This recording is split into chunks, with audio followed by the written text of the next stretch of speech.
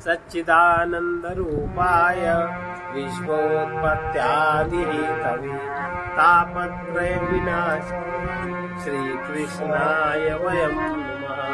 चैतन्यं शाश्वतं शान्तं व्योमातीतं निरञ्जनं नादबिन्दुकलातीतं तस्मै श्री गुरुवे नमः।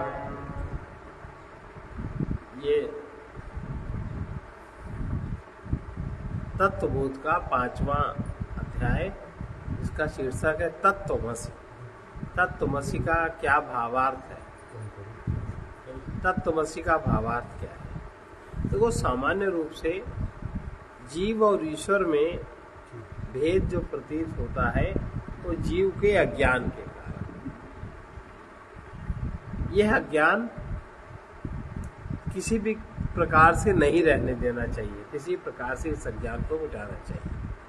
ऐसा उपाय करे जिससे अज्ञान नष्ट हो और सर्वत्र व्याप्त आत्मा का अपरोक्ष अनुभव हो, नानात्व का भ्रम समाप्त हो, तभी मुक्ति का अनुभव हो सकता है। जीव और ईश्वर का भेद दूर कर एकत्व का अनुभव कराने के लिए श्रुतियों में महावाक्य कहे गए। ये वाक्य बहुत बड़े नहीं है, किंतु इनमें सर्वोच्च ज्ञान का तत्व निहित है, इसलिए इन्हें महावाक्य कहते हैं। इनमें से एक महावाक्य है तत्वमसि। ननु साहंकारस्य किंचित् यस्य जीवस्य निरहंकारस्य सर्वस्य ईश्वरस्य तत्त्वमसीति महावाक्यात् कथयं भेद बुद्धि स्यात् उभयो विरुद्ध धर्माक्रांतत्वात्।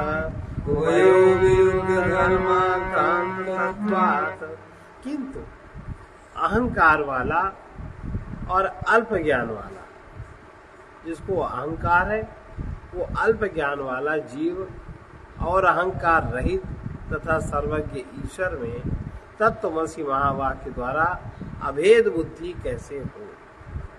दोनों के धर्म एक दूसरे के विरुद्ध है। तत्वमसि का अर्थ है तुम वो हो, वो माने ईश्वर और तुम माने जीव। तत्व से एक है, ईश्वर और जीव ये दोनों तत्व से एक है। भेद उपाधियों के कारण प्रतीत होता है और उपाधियां मिथ्या हैं, इसलिए उन मिथ्या उपाधियों की उपेक्षा कर अपने स्वरूप का तात्विक अनुभव करें तो एकत्व का अनुभव होता है। किंतु जब तक ये ज्ञान नहीं होता एकत्व का, तब तक भेद प्रतीत होता है। इति चेतना स्थूल सूक्ष्म शरीराभिमानी त्वं पदवाच्यार्थः उपाधि विनिर्मुक्तम् समाधिदशा सम्पन्नम् शुद्धं चैतन्यं त्वपदं लक्ष्यार्थः पद लक्ष्यार्थः। ऐसी शंका नहीं करनी चाहिए। त्वम पद का वाच्यार्थ जो त्वम है, त्वम पद का वाच्यार्थ जीव माने स्थूल और सूक्ष्म शरीराभिमानी जीव है। किंतु त्वम पद का जो लक्ष्यार्थ है, वाच्यार्थ जो वाणी से बोला जाएगा, वो तो स्थूल और सूक्ष्म शरीराभिमानी जीव है। किंतु इसका जो लक्ष्यार्थ है, इसका जो लक्ष्य है, जिससे कहा जाता है, वो उपाधि रहित तथा समाधि दशा में अनुभव होने वाला शुद्ध चैतन्य है। उपाधि रहित जो समाधि दशा में अनुभव होता है शुद्ध चैतन्य, इसका लक्ष्यार्थ ही है।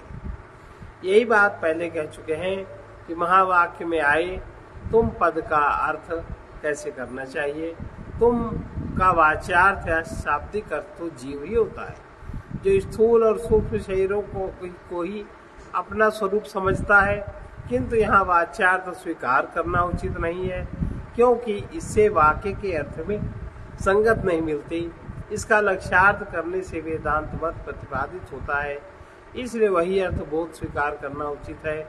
उसके अनुसार त्वम पद का अर्थ वो शुद्ध चैतन्य है, जो अविद्या और उसके कार्यों की उपाधि से मुक्त है, और जो समाधि की दशा में अर्थात चित्त वृत्तियों के शांत होने, समाधि की दशा माने जब चित्त वृत्तियां शांत होती हैं तब जो अनुभव होता है। अब जैसे इस समय चित्त वृत्ति शांत है, अब इस समय जो अनुभव है वो समाधि दशा का अनुभव है, ये लक्षण है। एवं सर्वज्ञत्वादि विशिष्ट ईश्वरः, एवं सर्वज्ञत्वादि विशिष्ट ईश्वरः तत्पदवाच्यार्था उपाधि शून्यम, तत्पदवाच्यार्था उपाधि शून्यम शुद्ध चैतन्यम तत्पद लक्ष्याता, शुद्ध चैतन्यम तत्पद लक्ष्याता। इसी प्रकार तत्पद का वाच्यार्थ तो सर्वज्ञता आदि उपाधि विशिष्ट ईश्वर है, किंतु तत्पद का लक्ष्यार्थ उपाधि शून्य शुद्ध चैतन्य है। तत्पद के भी अर्थ दो प्रकार से हो सकते हैं, एक तो वाच्यार्थ और एक लक्ष्यार्थ। वाच्यार्थ से हमारा ध्यान तत् शब्द ईश्वर की ओर ले जाता है, जो मायोपाधि है, सर्वज्ञ सर्वांतर्यामी है, सर्वशक्तिमान उसके लक्षण है। किंतु तत्पद का लक्ष्यार्थ वो शुद्ध चैतन्य है, जिसमें किसी प्रकार की कोई उपाधि नहीं है। जैसे तुम शुद्ध चैतन्य है, वैसे ही तत्व भी शुद्ध चैतन्य है, इसलिए दोनों एक। एवं च जीवेश्वरयो, चैतन्य रूपेण भेदे, चैतन्य रूपेण भेदे बाधका भाव। इस प्रकार चैतन्य रूप में जीव और ईश्वर अभिन्न है, और उनके एक होने से बाधक का अभाव है, एक होने में बाधक का अभाव। तत् और तुम पद का अर्थ लक्षणावृत्ति से ही करना चाहिए। जैसे वो देवदत्त है, इस वाक्य में वो देश काल में दूर और वो यही निकट तथा अभी का सूचक है। फिर भी पहले कभी दूर देखे हुए देवदत्त को जो अपने निकट आज देखते हैं, तो लक्षणावृत्ति से हम एकत्र पाते हैं। इसी प्रकार तत् और तुम उपाधि के कारण पृथक प्रतीत होते हैं, किंतु उपाधि रहित देखने पर दोनों ही शुद्ध चैतन्य मिलते हैं। शुद्ध चैतन्य प्लस अविद्या उपाधि माने जीव, शुद्ध चैतन्य माने माया उपाधि माने ईश्वर, दोनों मूल रूप में चेतन है। अतः जीव अविद्या और शुद्ध चैतन्य ब्रह्म, ईश्वर माया शुद्ध चैतन्य ब्रह्म। इस प्रकार जीव और ईश्वर में उपाधियों का भेद दिखाई देता है। उपाधि को धारण करने वाला तत्व शुद्ध चैतन्य दोनों एक है, उसमें कोई भेद नहीं। उपाधियां मिथ्या हैं, इसलिए उनके कारण भाषित होने वाले भेद भी मिथ्या हैं। शुद्ध चैतन्य स्वरूप ब्रह्म सत्य है, इसलिए उसका भेद भी सत्य है, दोनों का भेद भी सत्य है। बस किया जाए, पढ़ा जाए।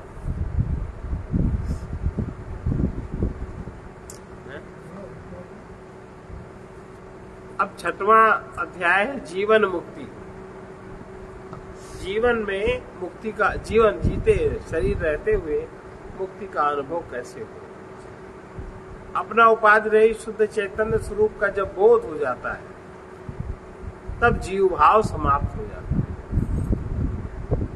और आत्म भाव का अभ्युदय हो जाता है। आत्म भाव का अनुभव होता है, जीव भाव समाप्त हो जाता है। ऐसा आत्मज्ञानी जिसका जीव भाव समाप्त हो गया हो, आत्म भाव का जिसको अनुभव हो गया हो, ऐसा आत्मज्ञानी व्यक्ति जीवन मुक्त होता है। इस प्रकार का आत्मज्ञान जिसको हो, वही व्यक्ति जीवन मुक्त होता है।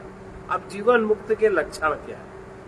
एवं च वेदांत वाक्यैः, एवं च वेदांत वाक्यैः सद्गुरुपदेशेन च, सद्गुरुपदेशेन च सर्वेष्वपि भूतेषु, सर्वेष्वपि भूतेषु येषां ब्रह्म बुद्धिरुत्पन्ना, येषां बुद्धिवृत्तिरुत्पन्ना, ये जीवन मुक्ताः इत्यर्थः, ये जीवन मुक्ताः इत्यर्थः। इस प्रकार सद्गुरु के उपदेश के द्वारा वेदांत वाक्यों से सर्वभूतों में जिनकी ब्रह्म बुद्धि उत्पन्न हो गई है, सर्वभूतों को जो ब्रह्म में ही देखते हैं, जिनकी ब्रह्म बुद्धि उत्पन्न हो गई है, वे ही जीवन मुक्त है। मुक्ति दो प्रकार की होती है, एक तो जीवन मुक्ति, एक विदेह मुक्ति। इसी शरीर में वास करते हुए जब मनुष्य आत्मज्ञानी हो जाता है, उसका जब जीव भाव समाप्त हो जाता है और सर्वत्र सभी जीवों में उसे ब्रह्म बोध जागृत हो जाता है, तब उसे मुक्त कहते हैं। वो मनुष्य मुक्त हो जाता है तो उसे जीवन मुक्त कहते हैं। जब शरीर समाप्त होने पर उसे दूसरा शरीर धारण नहीं करना होता, तब जो मुक्ति होती है उसे विदेह मुक्ति कहते हैं। जो जीवन मुक्त हो जाता है वही विदेह मुक्त हो पाता है, इसलिए वही जीवन मुक्त होने का विधान बताते हैं। इसके लिए सद्गुरु की आवश्यकता है, जो पुरुष स्वयं जीवन मुक्त है और जो वेदांत का उपदेश दे सकता है वही सद्गुरु है। ऐसा व्यक्ति के निकट जाकर आदर पूर्वक उससे ज्ञान ग्रहण करना चाहिए। गुरु वेदांत की ही शिक्षा देते हैं। वेदांत उपनिषद ज्ञान को कहते हैं। उपनिषदों के महावाक्य ज्ञान निवारण करने की क्षमता रखते हैं। उन्हें गंभीरता से विचार करते हुए समझने का प्रयास करना चाहिए। गुरु के द्वारा दिया हुआ शास्त्र ज्ञान से बुद्धि में यह दिखाई देने लगता है कि आत्मा ही ब्रह्म है और सर्वत्र वही एक तत्व व्याप्त है। उसके अतिरिक्त भाषित होने वाला नाना तो भ्रांति है। इस ज्ञान में स्थित पुरुष जीवन मुक्त होता है। यह जीवन मुक्ति प्राप्त करने का साधन है। अब जीवन मुक्ति के लक्षण क्या है? यथा देहो हम पुरुषो हम, यथा देवो हम पुरुषो हम, ब्राह्मणो हम शूद्रो हम, ब्राह्मणो हम शूद्रो हम, अस्मीति दृढ़ निश्चयः, अस्मीति दृढ़ निश्चयः, तथा न हम ब्राह्मणा न शूद्रः न पुरुषः, तथा न हम ब्राह्मणा न शूद्रः न पुरुषः, किन्तु असंगः सच्चिदानंद स्वरूपः, किन्तु असंगः सच्चिदानंद स्वरूपः, प्रकाश रूपः सर्वान्तर्यामी, प्रकाश रूपः सर्वान्तर्यामी, चिदाकाश रूपोऽस्मीति, चिदाकाश रूपोऽस्मीति, दृढ़ निश्चय रूपो अपरोक्ष ज्ञानवान जीवन मुक्तः, दृढ़ निश्चय रूपो अपरोक्ष ज्ञानवान जीवन मुक्तः। जैसे किसी का यह दृढ़ निश्चय होता है कि मैं शरीर हूँ, मैं पुरुष हूँ, मैं ब्राह्मण हूँ, मैं शूद्र हूँ, इसी प्रकार जब दृढ़ निश्चय हो कि मैं न ब्राह्मण हूँ, न मैं शूद्र हूँ, न मैं पुरुष हूँ, किंतु मैं तो असंग सच्चिदानंद स्वरूप, प्रकाश स्वरूप, सर्वांतर्यामी चिदाकाश स्वरूप आत्मा हूँ, और यह ज्ञान अपरोक्ष हो, वो अनुभव करता हो, तो वो जीवन मुक्त है। 3 शरीर आदि के वर्णन से स्पष्ट हो गया है। ये शरीर अनात्मा है, इनमें आत्मबुद्धि अज्ञान के कारण है। यह अज्ञान दूर कर दृढ़ निश्चय कर लेना चाहिए कि मैं यह शरीर नहीं हूँ। अतः मैं स्त्री पुरुष बाल वृद्ध ब्राह्मण क्षत्रिय आदि भी नहीं हूँ। अपना वास्तविक स्वरूप सच्चिदानंद स्वरूप आत्मा है, इसका वर्णन हो चुका है। मैं असंग हूँ, इसलिए मेरे ऊपर पाप पुण्य सुख दुख का प्रभाव नहीं पड़ता।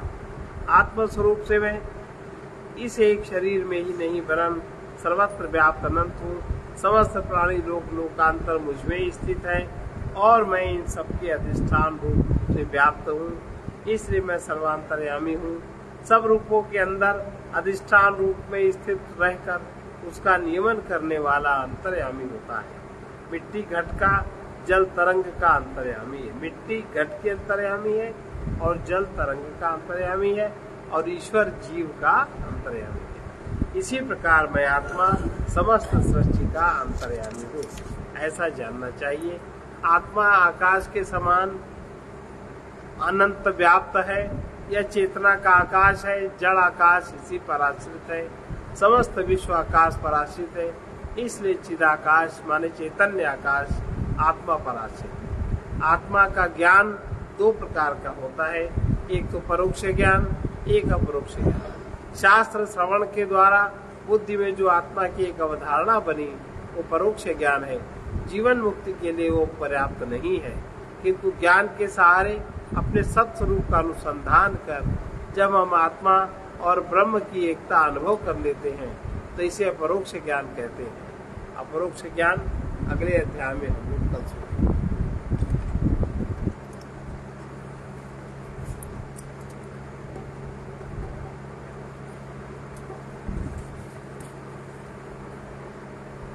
शंकराचार्य की पुस्तक है। हाँ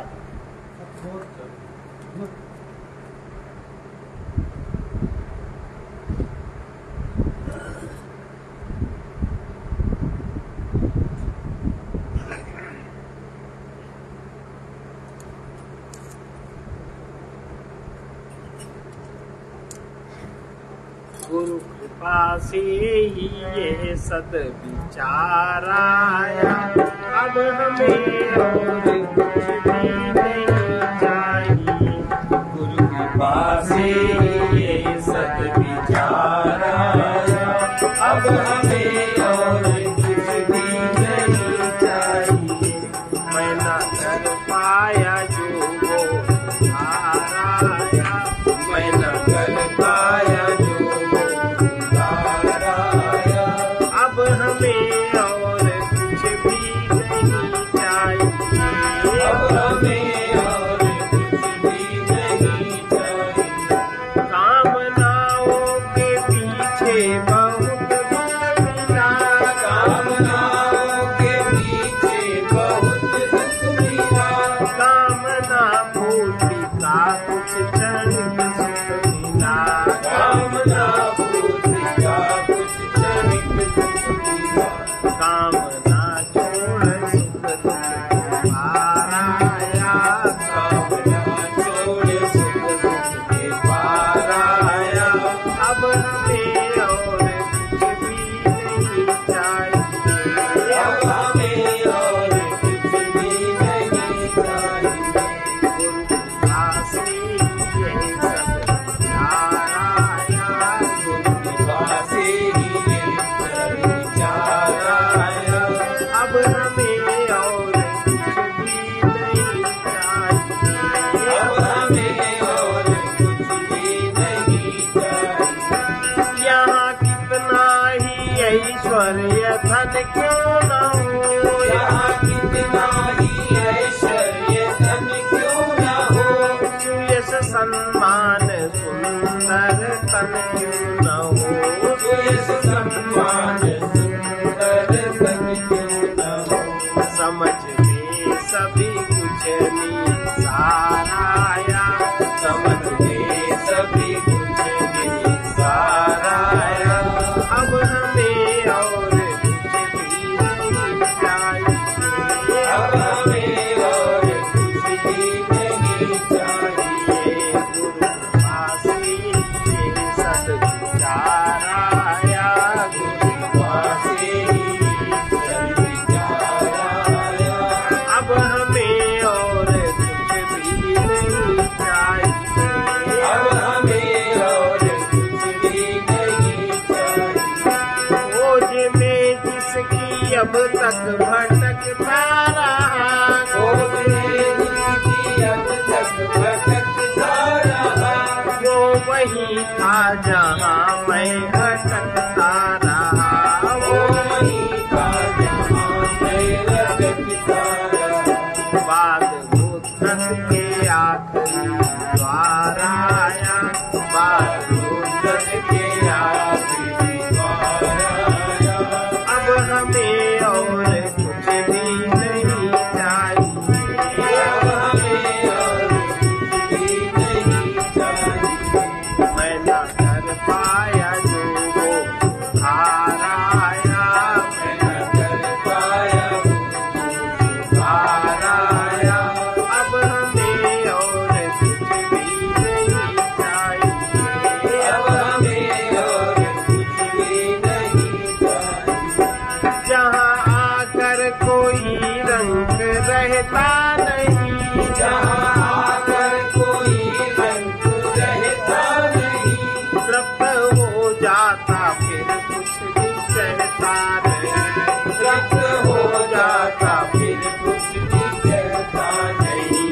मेरे संत वही दरबार आया, मेरे सन्मुख वही दरबार आया, अब हमें और कुछ भी नहीं चाहिए।